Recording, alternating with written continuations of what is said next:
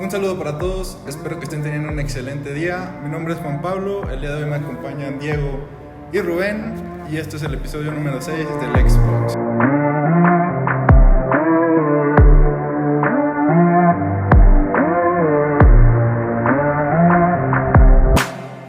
Entonces el día de hoy contamos con una persona nueva que esperemos que esté en varios programas con nosotros. Rubén, si quieres presentar. Claro que sí, Juan Pablo, mi nombre es Rubén Sandoval Barraza y pues soy uno de los nuevos integrantes de Grupo y espero pues permanecer por muchísimo tiempo aquí con ZM. Muchas gracias, Rubén, esperamos que estés aquí en varios programas. También le mandamos un saludo a Armando que por cuestiones de salud no nos pudo acompañar el día de hoy.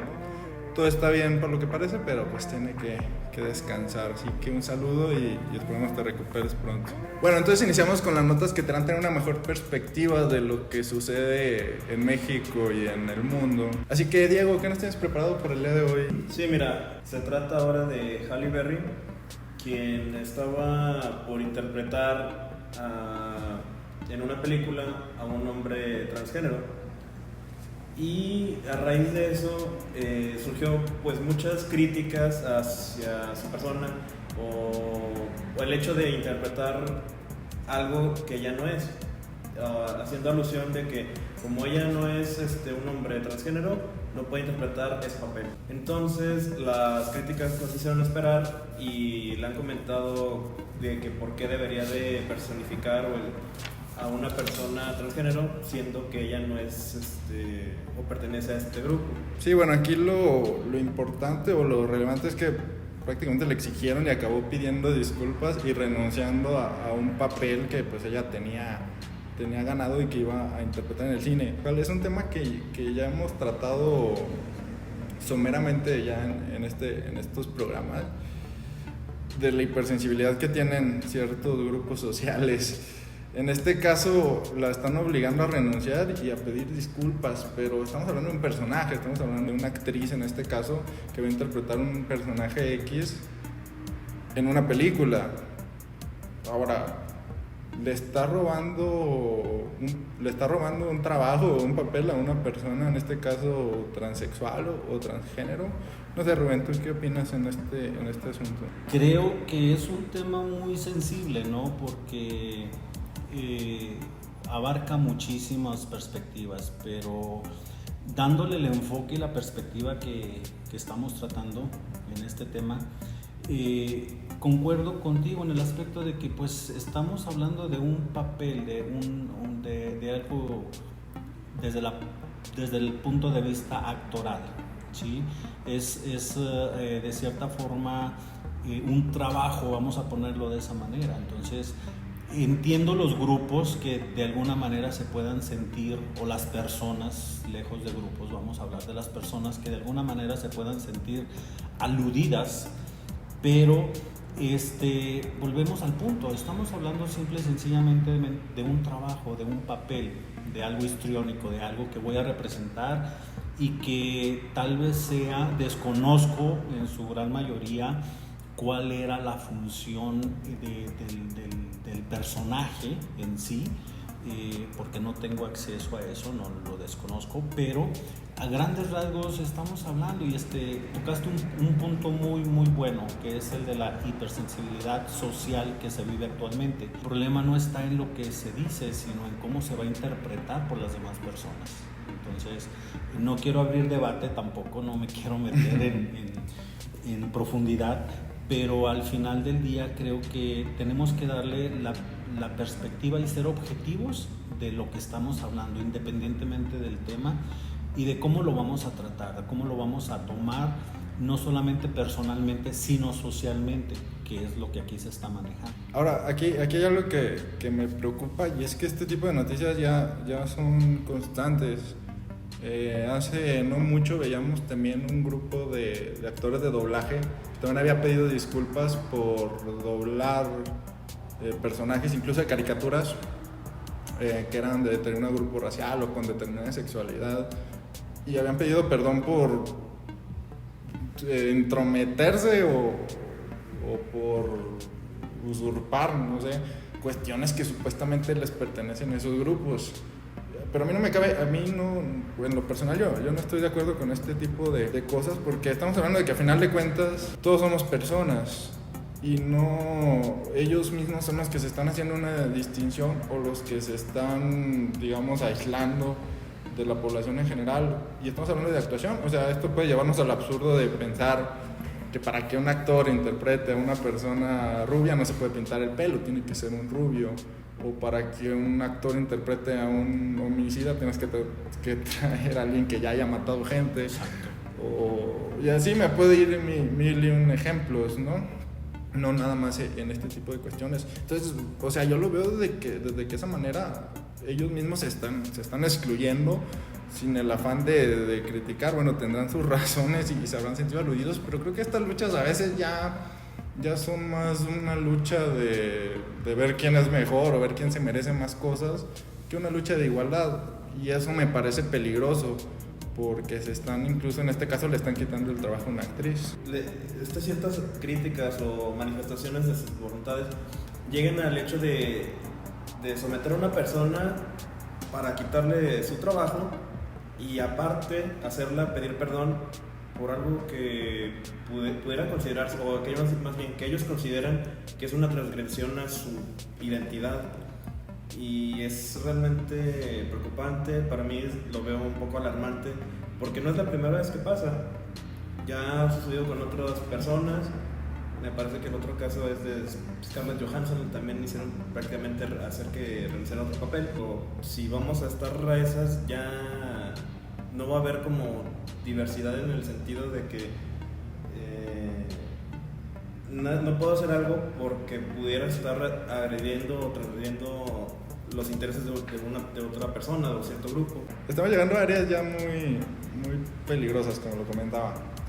También otra noticia que ha pasado en estas últimas semanas, la empresa L'Oréal en sus cremas utilizaba el término blanqueamiento de la piel en este caso, y muchos grupos lo tomaron como racista porque decían que ser blanco era una aspiración. Bueno, cambiaron su publicidad por luminosos.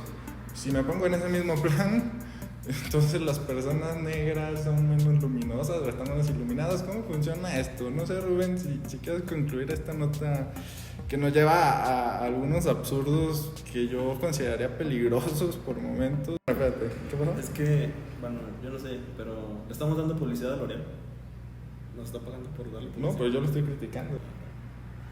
No, también, porque estamos hablando, le estamos dando publicidad a Halle Berry. Pues no es tanto el darle publicidad, yo pienso que es parte del mismo fenómeno, ahora sí que es una revolución tecnológica, ¿no? Lo estamos viendo todos los días, ya está. Díganme ustedes quién no de nuestras familias que sea niño no sabe manejar un dispositivo electrónico, ¿sí? Una tablet, un celular, una computadora, cuando tal vez, y bueno, voy a sonar un poquito tal vez chavorruco, en mi época pues no era tan común que un niño tuviese acceso a un dispositivo electrónico. ¿Qué quiero decir con esto? Que la facilidad que tenemos en nuestras manos hoy en día de expresar nuestras ideas a través de un dispositivo, un iPhone, un teléfono celular cualquiera, sin ánimo de hacer publicidad, pero que tenemos el acceso y que al final del día lo que estamos dando, una opinión, vamos a decir en redes sociales, no sabemos y no medimos el alcance que va a tener, porque lejos de tener nada más el alcance para nuestro grupo de amigos en la red social, pues están los amigos de mis amigos y los amigos de los... Entonces cuando vienes a ver se hace realmente, por eso se llama red, porque es un conglomerado de personas que en su momento pueden tener acceso.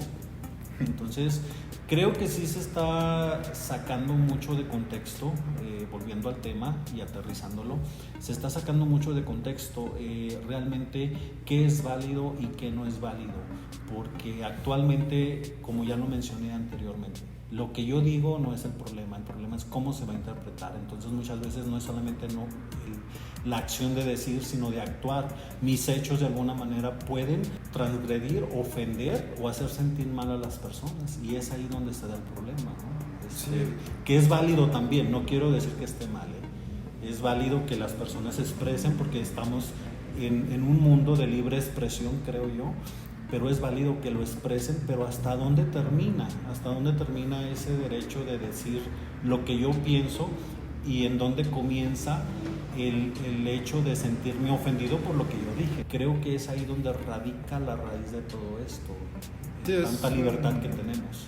Es un tema que ya hemos tratado en algunos otros programas de la hipersensibilidad social y la libertad de expresión.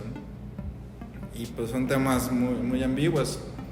El problema es que aquí estamos llegando al extremo de que cualquier cosa que se diga o que se haga interpretada de una manera va a acabar hiriendo a un grupo determinado. Y eso es lo que yo creo que es peligroso, porque vamos a acabar sin libertad alguna. Pero bueno, ese ya sería un tema de debate más profundo. Vamos con la segunda nota que tenemos para el día de hoy. Rubén, ¿nos preparaste algo para comentar en la mesa?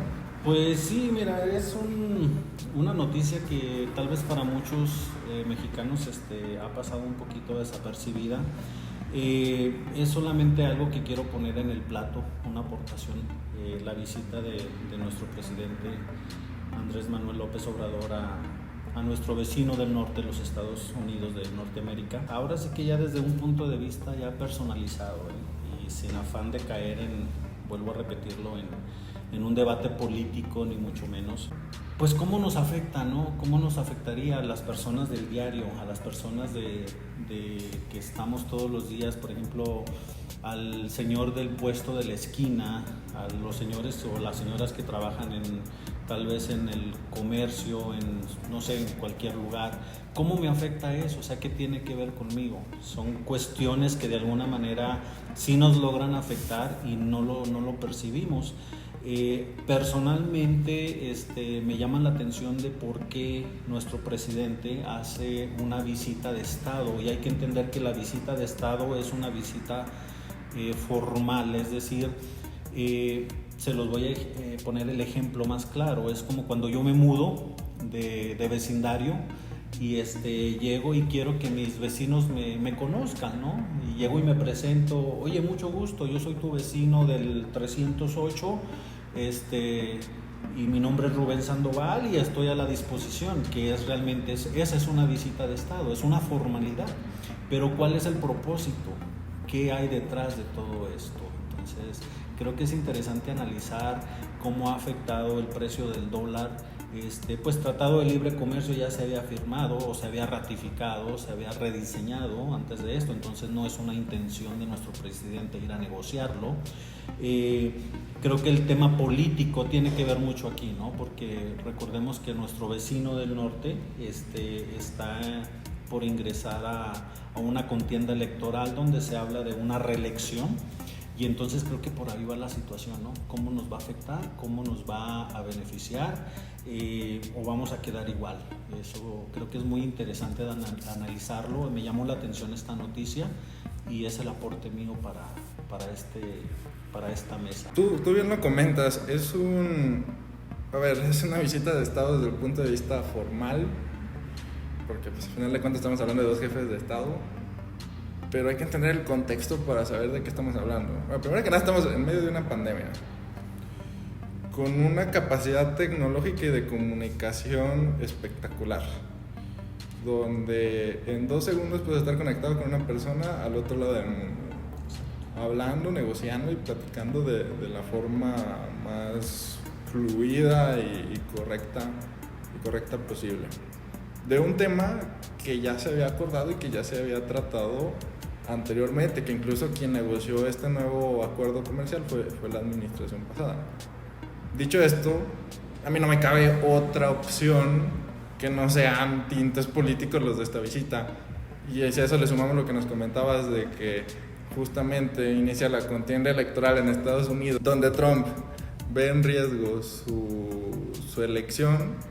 Y en este caso vemos que le está apostando a los latinos porque cambió su discurso de una manera impresionante con fines electorales, obviamente, pero no me cabe de otra que una visita electoral, ¿no? Sin entrar a cuestiones de si está bien o está mal o si es correcto o no. Pues el contexto me parece muy claro. Pues yo lo que veo, al igual que tú, Juan Pablo, es el hecho de que sí, tiene un trasfondo un poco meramente político, más que una visita social o formal. Y sobre todo, bueno, o sea, hay que ver qué consecuencias trae esto. Ojalá que sean las mejores para que le vaya mejor al país, tanto a Estados Unidos y a nosotros. Pero digamos, si esta visita trae consecuencias benéficas para ambas partes, pues sería bueno analizar y esperarnos qué repercusiones trae. A fin de cuentas no hay nada concreto y habrá que esperar. Aunado a eso, pues ahí también hay que ver el tema de los trabajadores migrantes. Si esto viene a repercutir en que tengan un poco más de flexibilidad en cuanto a no estarlos presionando. ¿Tú qué opinas en este caso? Me interesa saber tu opinión, Rubén. ¿Crees que este tipo de visitas favorezcan a los migrantes, a los latinos que viven allá en Estados Unidos? Yo pienso que de alguna manera no es tan relevante, puesto que estamos hablando ya de políticas internas, ¿no? Lo que pasa dentro de Estados Unidos le corresponde a la administración actual. Simple y sencillamente yo lo pienso y lo veo desde el punto de vista más de apoyo, si se puede poner de esa manera, como persona que en algún momento viví y radiqué en Estados Unidos. Recibir a tu mandatario, a tu representante de tu país, pues es gratificante, ¿no? Y te sientes de muchas maneras como que apoyado, pero hasta ahí, no tiene ninguna influencia.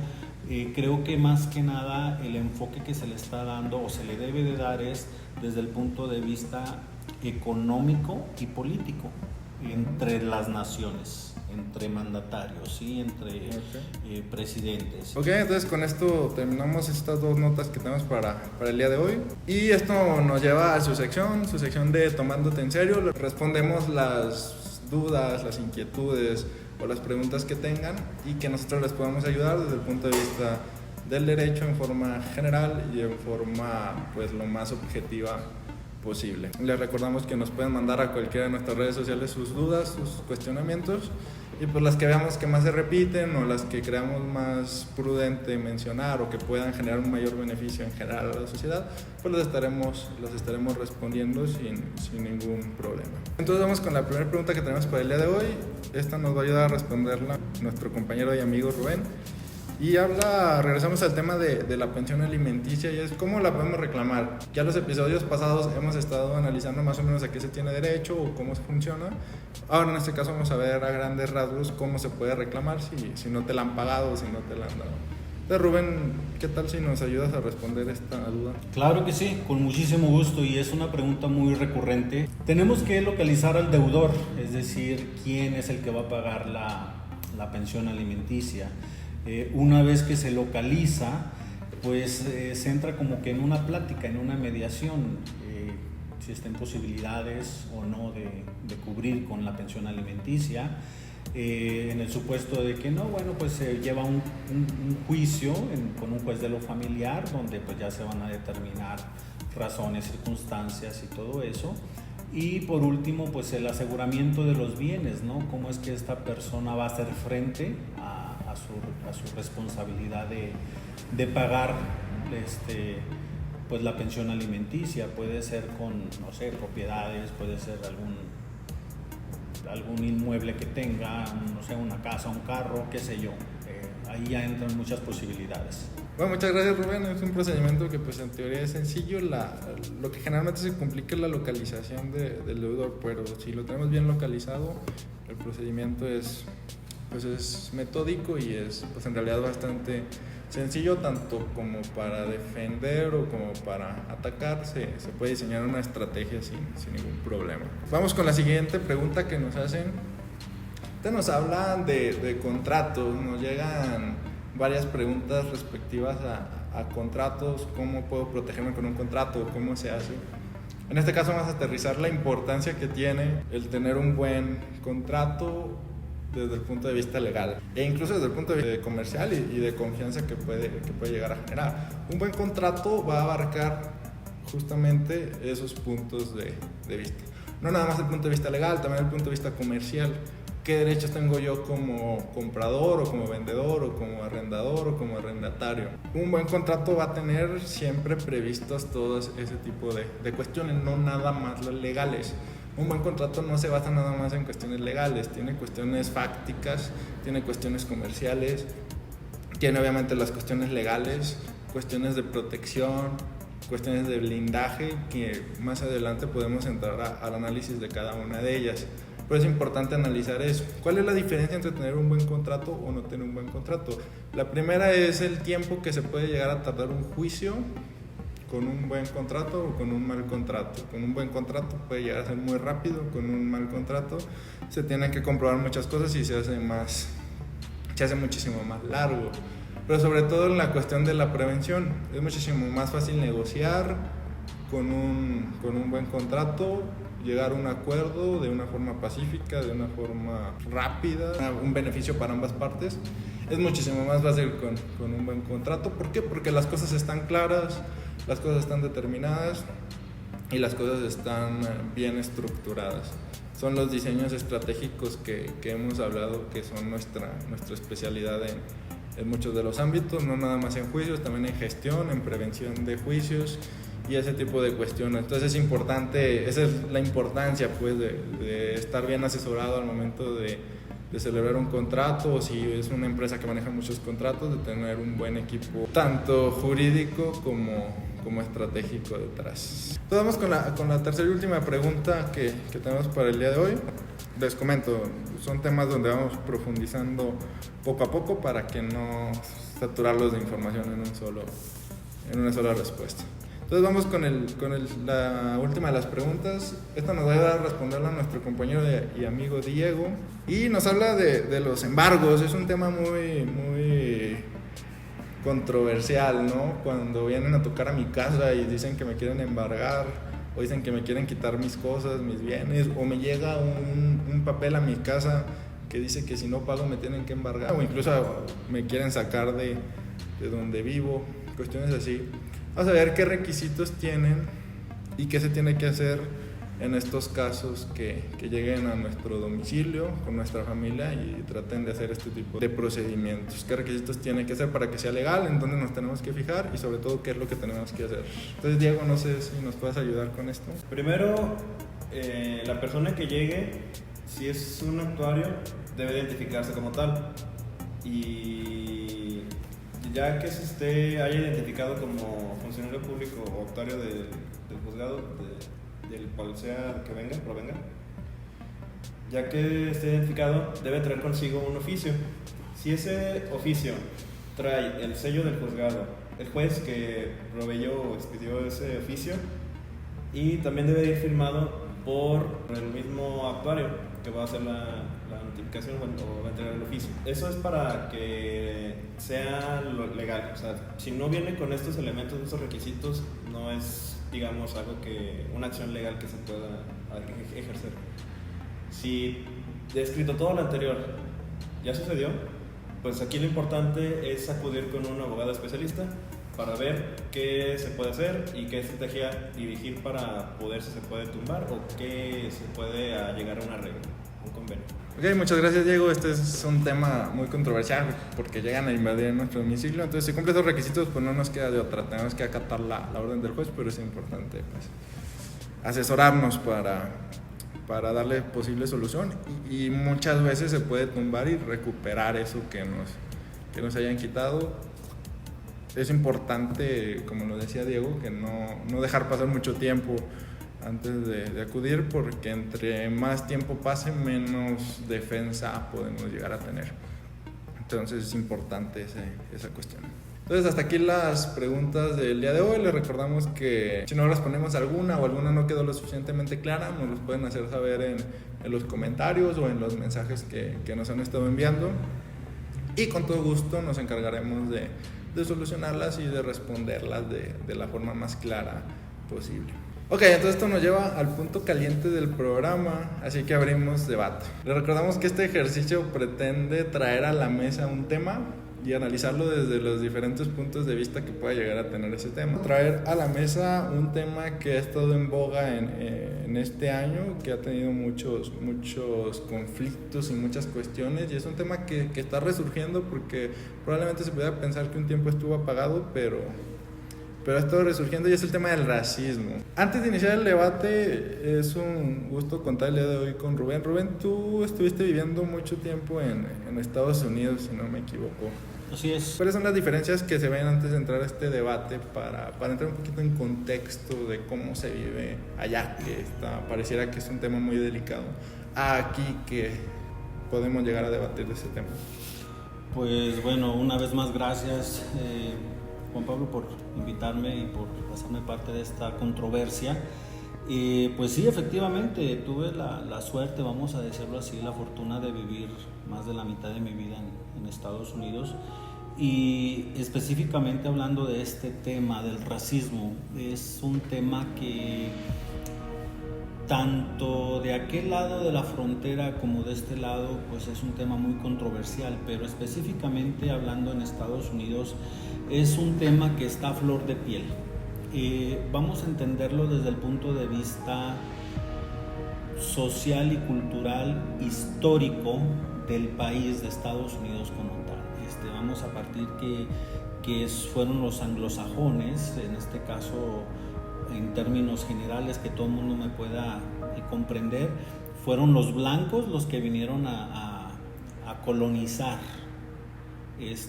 tierras norteamericanas, y cuando esta colonización se da, pues ellos empiezan a traer en esta época, sabemos todos que era muy, muy común y era legal desde el punto de vista jurídico tener esclavos, pero los esclavos eran de la raza negra. Entonces este tema se fue generalizando, hay muchos datos históricos que no vamos a entrar en eso ahora, pero que ahorita actualmente es un tema que tiene mucha importancia. ¿Por qué? Porque se le ha dado esa importancia realmente, y hay que entender qué es el racismo. Vamos a partir de ahí. ¿Qué es el racismo? ¿Cómo se entiende en Estados Unidos el racismo y cómo se entiende en nuestro país el racismo? Les voy a poner un ejemplo bien claro que yo siempre me gusta ponerlo para dar más, ahora sí, más claridad a este tema. Yo en Estados Unidos no puedo llegar a un grupo determinado con quien sea y decir: hola, ¿cómo estás, mi negro? Porque va a tener una connotación racista. Estoy implicando a alguien de una raza específica y estoy excluyendo a los demás. Muy contrario a que si yo llego aquí en México y digo, por ejemplo, ¿qué onda, negro? ¿Cómo estás? La connotación tal vez no es la misma y no va a ser la misma, porque a lo mejor con esa persona me llevo o tengo la confianza de llamarle negro. Sin embargo, en Estados Unidos la connotación del negro es una forma muy despectiva, despótica, falta de respeto, y yo llamarle a una persona indistintamente de quien sea en el grupo negro, estoy involucrando a la raza negra y de alguna manera me estoy refiriendo a ellos de una forma poco respetable. ¿Y no existe ahí, por ejemplo, esa camaradería, por así decirlo? Sí existe. De hecho, yo tengo muy buenos amigos afroamericanos que entre ellos y yo nos llamamos no negros, pero sí nos decimos, por ejemplo, el clásico brother, ¿sí?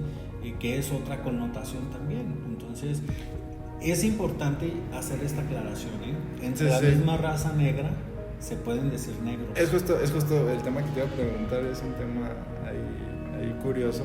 Entre ellos mismos sí se pueden llamar negros, y es válido, pero si llega un blanco, incluso un latino, no sé si también se ve, o se ven como aliados, no sé, negros, latinos, como grupos discriminados, o también entre ellos mismos. Entre ellos mismos se puede dar, entre nosotros los mismos latinos se puede dar eso. Creo que es un tema bien importante y bien curioso, ¿no? Porque les mencionaba anteriormente, lleva mucha connotación sociocultural.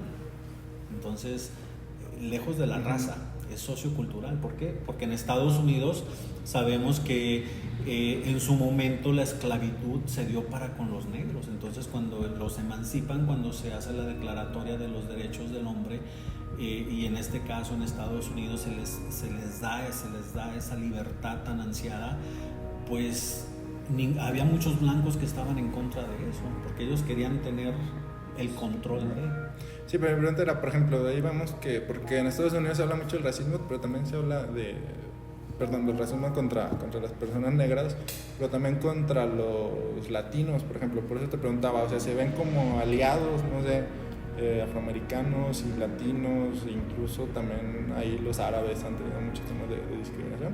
¿O entre esos mismos grupos también existe el racismo? Esa era mi duda. Es curioso, pero fíjate que sí hay un apoyo mutuo cuando lo acabamos de vivir hace unas semanas, ¿no? Con este lamentable suceso, el caso Floyd, donde se unieron personas sin distinción de raza y credo, ¿sí? Pero curiosamente también entre grupos se da el racismo en Estados Unidos, es decir, este es el grupo de los afroamericanos, este es el grupo tal vez de los latinos, este es el grupo de los árabes, si lo queremos poner. Entonces sí se da entre grupos, sí se da alianza, pero también hay una cierta rivalidad, no sé si me explico. Sí. Es una dualidad un poco complicada, pero que se vive y se da actualmente en Estados Unidos. Por eso es muy complejo y muy difícil tratar este tema desde una sola perspectiva o de diferente perspectiva, porque hay muchas vertientes. Sí, es un tema muy, muy delicado, muy complejo, y quería justamente atender este punto que comentas, Rubén. Ahora sí abrimos debate, porque en México a lo mejor no está tan definido ese concepto. En Estados Unidos siento que, por lo que comentas, está más definido el concepto de negro, concepto de latino, concepto de árabe, blanco y el concepto de blanco. En México tenemos un mestizaje, y en general en Latinoamérica, que a lo mejor no nos permite tanto hacer esa distinción. Entonces, por eso vamos a traer ese debate a esta mesa, y es si en México existe el racismo. Tú lo has vivido en un lado de la frontera, en este lado de la frontera. Les recordamos de nueva cuenta que este es un debate conceptual, por lo cual no quiere decir que defendamos un punto de vista u otro. Es nada más traer diferentes puntos a la mesa. Lo digo porque estoy metiendo aquí el tema un poquito personal de Rubén. Exacto. Pero ya vamos a entrar al debate conceptual. Entonces, en este caso, Rubén, ¿tú qué opinas? ¿En México existe el racismo o estamos exagerando, o cuál es la cuestión ahí? Fíjate que vuelvo al punto, es bien interesante, y para mí que lo he vivido en los dos lados de la frontera, ¿no? De aquel lado y de este lado. Personalmente sí creo que existe racismo en México, pero antes de expresar de por qué sí creo que existe el racismo en México, vamos a partir de la premisa o del precepto de que el racismo es algo propio, muy natural dentro del ser humano, históricamente. Si nos vamos a hablar desde los inicios de la humanidad, el hombre siempre ha tratado de sobresalir por sobre otras tribus, otras razas, otros grupos, precisamente por considerarse mejor que otros. ¿Sí me explico? Entonces, fuera de este contexto y explícitamente hablando en tu pregunta, yo sí creo que en México sí lo hay, pero se vive de una forma muy diferente. Es un racismo que vamos a decir que el mexicano es tan sarcástico que nosotros nos reímos de nosotros mismos. Nos reímos de la muerte, nos reímos nos burlamos de prácticamente cualquier evento que acontece en nuestras vidas diarias, y al final del día muchas veces caemos y cometemos racismo, pero sin darnos cuenta, porque es parte de nuestra cultura, es parte de nuestra idiosincrasia, y lo tomamos como tal vez, y quiero hacer aquí la aclaración, en Estados Unidos hablar de racismo es hablar de una forma más, voy a ponerlo, de leyes, de reglas, de estamos faltando a una norma, tal vez estamos agrediendo, uh-huh. ¿Sí? Está más reglamentado, por decirlo de alguna manera, ¿sí? A lo mejor está mal empleado el término. O sea, en Estados Unidos encontramos normas dedicadas a... Exclusivamente al racismo, ¿sí? ¿Qué cae y qué no cae en el racismo? Okay. Y en México, no quiero decir que sea una sociedad anárquica o que sea que no existe o que no está reglamentado. Sí lo está, pero ponía el ejemplo anteriormente. Aquí llegar con un grupo y decir, no sé, de una forma despectiva, tal vez me lo van a tomar a broma, a juego, y no tan en serio como pudieran tomar ese mismo comentario en Estados Unidos. Entonces, en conclusión, creo que sí existe el racismo, sí lo existe en México, pero no le damos esa connotación y esa importancia legal, jurídica que debería de tener. Yo en este caso te voy a decir que no veo que exista el racismo en México. Tú mismo lo comentabas. Vamos a partir de ciertas premisas. El racismo, por definición conceptual, sin meternos a cuestiones de leyes ni nada de eso, es una ideología que defiende la superioridad de una raza frente a las demás y a la necesidad de mantenerla aislada o separada del resto de una comunidad o un país, porque en teoría una propuesta racista indicaría que esa raza le hace daño a la sociedad. Ese es, digamos, el concepto de racismo. En este caso estamos hablando exclusivamente de México. Yo te voy a decir que no, y tú mismo comentabas y dabas en el clavo el tema del humor en México, que es un tema que ya está entrando también en mucha controversia y que nos lleva justamente a tratar este tipo de temas. Racismo sería si yo hago, no sé, bromas exclusivamente dedicados a una raza específica, por hablar de razas en el ser humano que científicamente no existen, pero para que se aterrice de una manera correcta. Si yo hablo de personas altas, como si yo hablo de personas bajas, como si yo hablo de personas ricas, como si yo hablo de personas pobres, yo siento que es un humor generalizado, no está destinado a segregar a un determinado grupo o a demostrar una superioridad de un determinado grupo. Yo creo que eso es lo bonito de la cultura que vivimos aquí, que como que dice, agarramos parejo, ¿no? Exacto. Y el que se sienta aludido, pues se sentirá aludido, pero a su vez ese mismo concepto alude a determinadas otras personas. Y si entendemos ese contexto hablando exclusivamente del humor y de ese tipo de cuestiones, yo no veo que exista un racismo, que aquí afortunadamente, y ahí sí te digo afortunadamente por lo que nos comentas, en México sí se puede hacer, y en Estados Unidos pues sería prácticamente impensable. Si bien lo manejamos aquí en México como un humor, se entendería que no hay racismo, pero eso se puede decir que de manera generalizada o una gran mayoría lo tomamos a humor todo, debido a que ya sea por cultura o ya sea por tradición, así lo tenemos arraigado. Pero también no hay que dejar de lado que sí de cierta manera, no todas las personas que manejamos este humor, o que manejan este humor, lo hacen más visible o plausible. Hay otras personas que a lo mejor son son una minoría, o muy pocas personas, que sí lo hacen de una manera un poco más con seriedad, que lo hacen con una manera de dañar o de perjudicar a un tercero. Claro, no se nota como los demás, como lo tenemos o lo tomamos a manera de juego, pero yo creo que sí hay cierto sector de la población que sí se lo toma en serio. Digamos, lo hace con ganas de perjudicar a otra persona, que no es la mayoría, pero sí existe un poco. Sí, pero a ver, vamos a partir de la premisa de que en el mundo, como hay personas buenas, hay personas malas, ¿no? O sea, no, si yo digo que no existe un racismo, no te estoy diciendo que no exista una persona racista en México. O sea, yo te estoy diciendo que en México no hay una cultura racista como tal.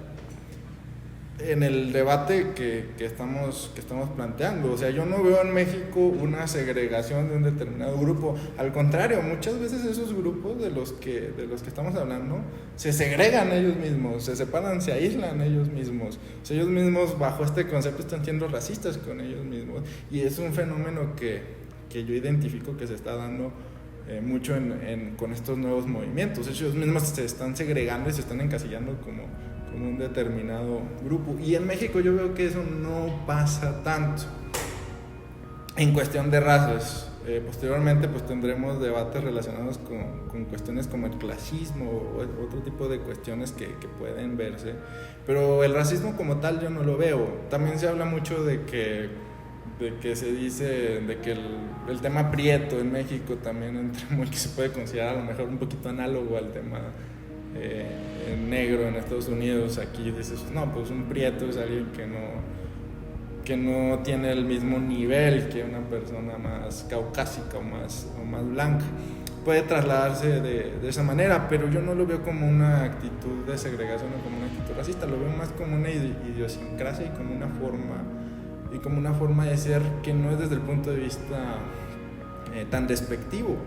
Lo veo más como en el punto de vista, como tú dices, de idiosincrasia. No te estoy diciendo que no haya personas que no lo manejen de esa forma, pero en general la cultura mexicana yo no lo veo tan racista. Al contrario, siento que adopta bien a minorías de ciertos grupos para tú mismo lo mencionabas, cuando se aliaban personas afroamericanas y personas latinas en Estados Unidos por el caso de George Floyd. No, solamente aclarar, tal vez es el punto, cuando yo digo de que en México existe racismo, yo me refiero a ese tipo de racismo, o sea que tal vez lo vemos de perspectivas diferentes en el ámbito de que se toma con humor. Aquí nosotros los mexicanos somos muy habilidosos para adoptar y para insultar, pues sí, exacto, para adoptar ese ingenio que tenemos nosotros, porque lo vemos a diario en las redes sociales. Vamos a poner un simple y un clásico, ¿no?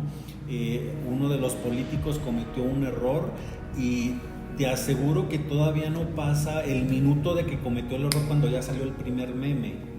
Entonces, alguien me comentaba por ahí, los memes son una forma muy, muy actual de disfrazar el racismo, en cuanto a que estás señalizando y estás de alguna manera connotando que alguien hizo o algo mal sin intención y te estás aprovechando para sacar provecho. ¿Qué quiero decir con esto? Que el mexicano, en general, el mexicano, somos muy habilidosos para del error ajeno sacar tal vez el lado chusco, el lado cómico, el lado que de alguna manera pues le voy a sacar el jugo para sacar una sonrisa, para reírme de eso. Cosa que en Estados Unidos no se puede. ¿Por qué?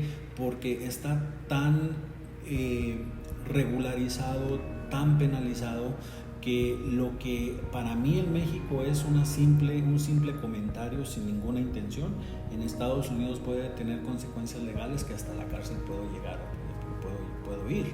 Entonces, pero es por ese contexto histórico que por el contexto histórico. Y en México, sí, el México se da pero a la inversa. Lo tenemos porque el racismo ha existido y siempre va a existir. No quiero decir que de alguna manera se va a erradicar, no se va a erradicar, no se puede, eso es parte de la naturaleza humana, pero en México exclusivamente tenemos esa habilidad para disfrazar el racismo de alguna manera y hacerlo pasar desapercibido y reírnos de él. O sea, me río como me río de la muerte, como me río de un chiste de Pepito, como lo que tú quieras. Entonces creo que es dentro de la misma habilidad, pero el factor está ahí, existe, pero el mexicano es tan habilidoso que dentro de esa misma habilidad disfraza lo que no es posible para hacerlo posible. No sé si me explico, pero me mantengo en la postura. Sí ha existido, pero el mexicano ya en la sociedad actual ha encontrado la forma como que de lidiar y decir, ¿sabes qué? Pues al racismo no lo voy a enfrentar como se enfrenta en Estados Unidos, tal vez. Lo voy a enfrentar con el humor. Y el humor negro del mexicano es único, es incomparable.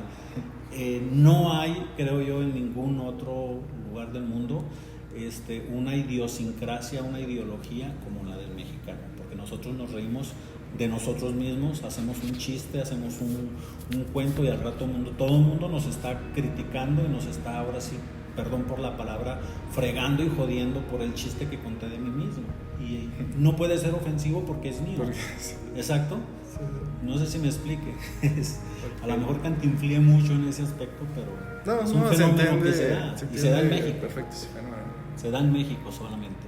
Pues como lo veo y por las expresiones e ideas expuestas por mis compañeros, siento de que sí existe el racismo aquí en México, simplemente que no se maneja igual que en otros lugares. Allá, como lo comentaba bien Rubén, pues lo hacemos de una manera chusca para que pareciera que no va contra una persona o un grupo determinado, sino para reírnos, si tenemos un mal día, pues intentar reírnos, tanto así que no es como para tomárselo en serio. Estoy de acuerdo, la cultura del mexicano tiende mucho a ridiculizar conceptos, y a lo mejor esa ridiculización se puede trasladar en ciertas cuestiones que pudieran ser racistas, ¿no? En este caso. Les digo, aquí no hablamos ni de clasismo ni de cuestiones que en su momento tocaremos. Pero sí, el mexicano tiene mucho de ridiculizar. Yo no lo veo de esa manera, no creo que en México se sienta tan un racismo de decir voy a segregar a tal o cual grupo. Al contrario, yo creo que es más ese esquema de ridiculización, y se atacan cuestiones muy específicas o grupos muy específicos, pero no por su raza, sino por otro tipo de razones que en su momento analizaremos. Bueno, entonces pues con esto no cerramos debate, como decimos, abrimos debate para que pues usted nos haga ver sus comentarios o lo comente con personas allegadas que en cualquier tipo de plática o en cualquier tipo de reunión. Son temas muy interesantes y que nos ayudan a aumentar nuestra cultura, sobre todo en este caso viéndolo desde diferentes vivencias. Esperamos que les haya gustado nuestro programa del día de hoy.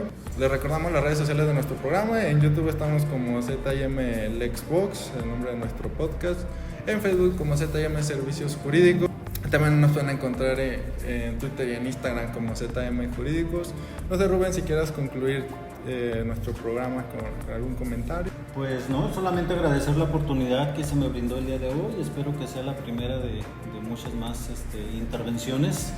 Gracias por compartir puntos de vista y por dar la oportunidad de expresarnos, y espero que pues ahora sí que nuestros seguidores en las redes sociales pues nos apoyen con un comentario y esperamos leerlos pronto por ahí, qué es lo que opinan.